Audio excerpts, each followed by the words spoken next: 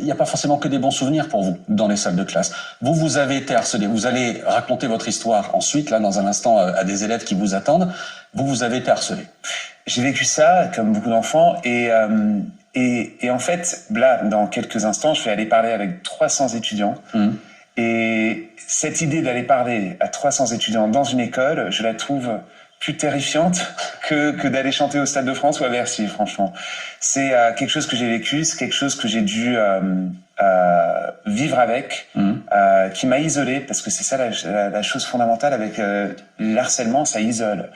Et c'est pour ça qu'aujourd'hui, je me suis dit, maintenant, j'ai 40 ans, j'ai trouvé une manière de faire ma vie, je suis heureux, mais j'ai eu ça dans mon passé, je vais pas le cacher, je vais en parler. Qu'est-ce qui vous est arrivé, exactement? J'étais harcelé depuis un très jeune âge. Ça a commencé quand j'avais 7-8 ans.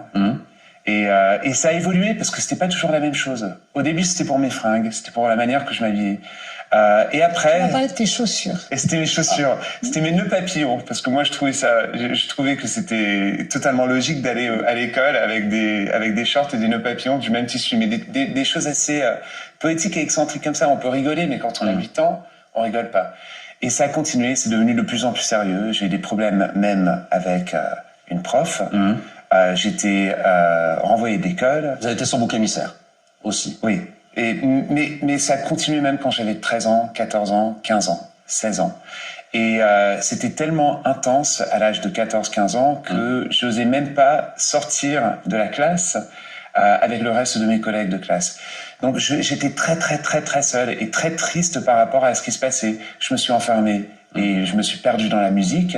Ça m'a donné une manière de m'échapper à la réalité quotidienne.